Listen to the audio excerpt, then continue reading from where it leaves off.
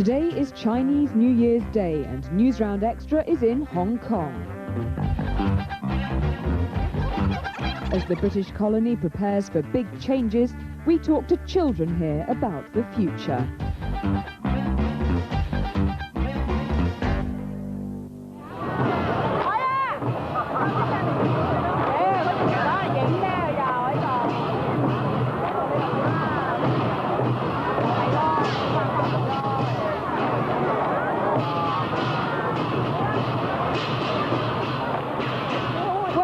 To Hong Kong and happy Chinese New Year.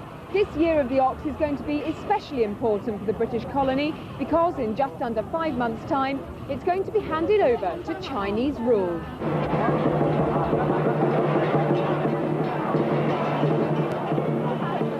The Chinese calendar is worked out according to the cycles of the moon. The tradition is that each year is named after an animal that was chosen by the god Buddha. This year it's the turn of the ox, which is supposed to signify hard work and stability. Today's parade was full of characters and floats representing other countries as well as Hong Kong. Sadly, an accident during the parade brought it to an end. Hong Kong is where East meets West. Most of its people originally came from China, but there are also many other nationalities living here, including thousands of Americans, Japanese and British. The colony has two official languages, Cantonese and English. Many different traditions are followed, but the biggest festival of all is Chinese New Year.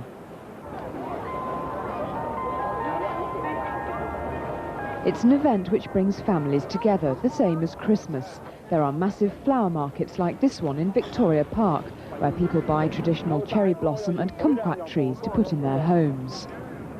It's also a time for Buddhists to visit their local temple. There are decorations everywhere you look. These little red envelopes are given to children as gifts, usually with money inside them.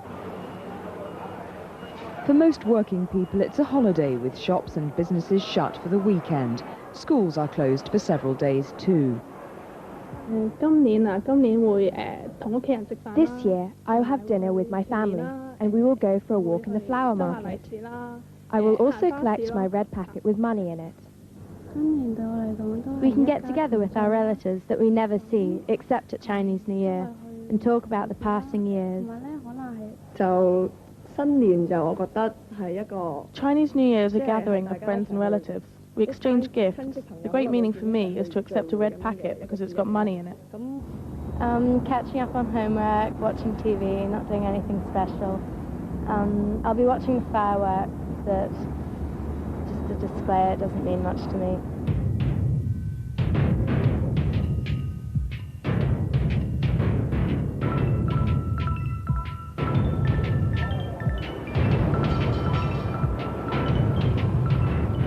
Hong Kong is one of the busiest places on Earth. More than 6 million people live here, squashed into its skyscrapers and crowded streets. Part of the colony borders with mainland China. The rest is made up of 235 islands. But only a small fraction of the land is inhabited. It's very expensive to live here, and it's noisy, packed and polluted.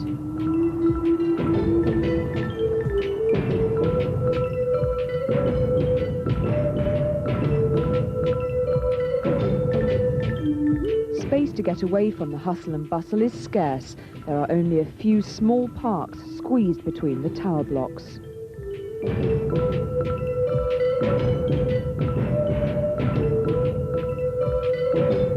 Hong Kong's magnificent natural harbour has made it into one of the world's most important trading centres. This was the main reason the British fought to seize it from China in the middle of the last century. After 2 short wars, the Chinese struck a deal which allowed Britain to rule Hong Kong for 99 years. Ever since, China has been longing to take the colony back under her wing. But there are huge differences in the ways China and Hong Kong are run. China has the highest population on Earth and is ruled by a communist government. It has strict control over its people, many of whom are very poor. Chinese schools are highly disciplined. Starting the day like this is not something you'd see in Hong Kong.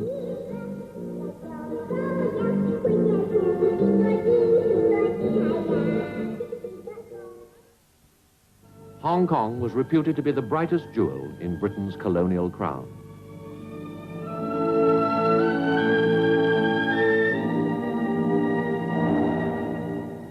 Across the border, there's generally been much more freedom. As well as making a living from the South China Sea, people also started their own businesses on land.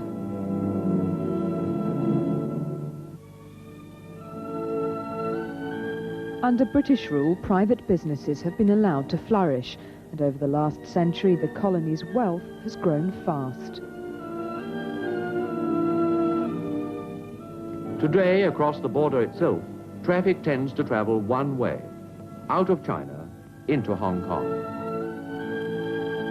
There's always been a steady stream of Chinese coming to live in Hong Kong. Many have been allowed to because they have relatives here.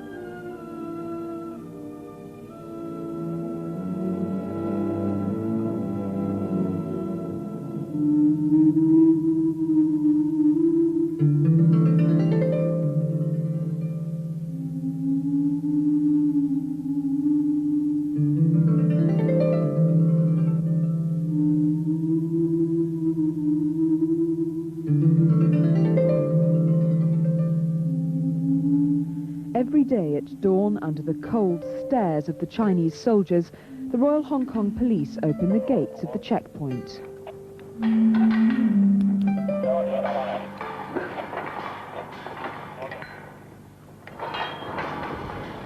The land border between what's known as Hong Kong's new territories and China is just 20 miles long. Here, people are only allowed through during the day, when it's easier to keep a check on who's coming and going. Straight away, lorries bringing food and other goods to Hong Kong flood through.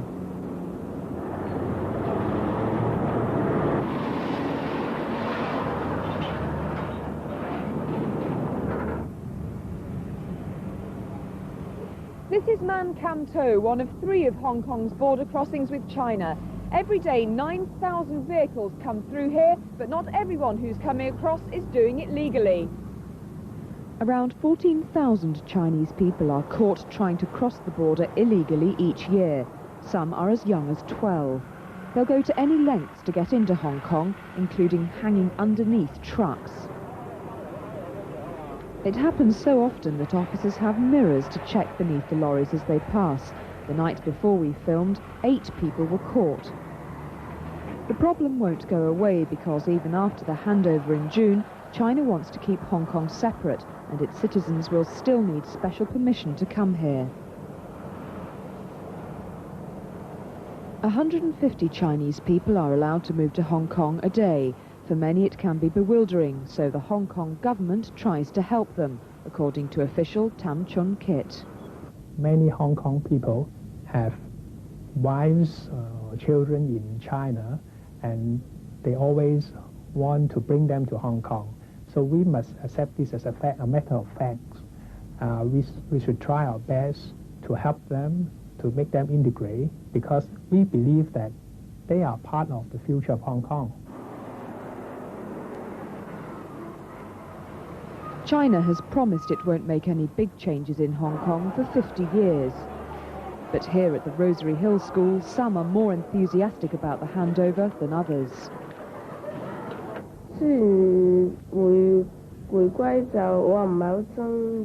I don't really like returning to Chinese rule because Hong Kong has been administered by the British and I've got used to it. I don't want to change. I think Hong Kong once belonged to China. Now it's going back to China. I think it's good. I think there'll be a change in politics. Security will be a problem because we have a lot of illegal immigrants coming into Hong Kong, so I worry about security.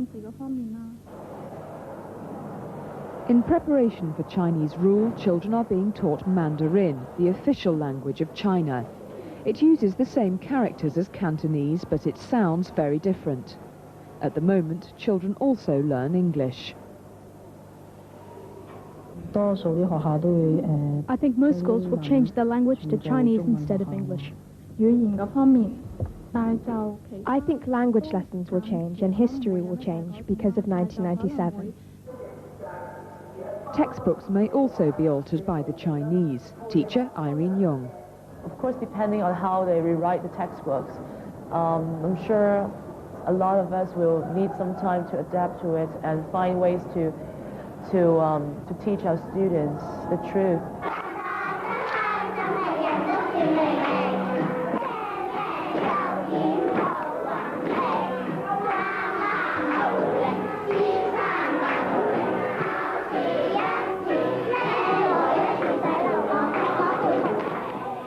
As the days of British rule in Hong Kong come to an end, everyone is beginning to realise that life will never be quite the same again. Children here are hoping for the best.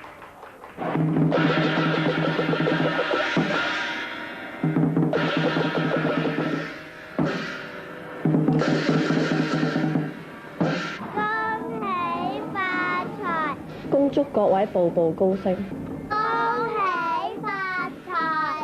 祝大家學業進步。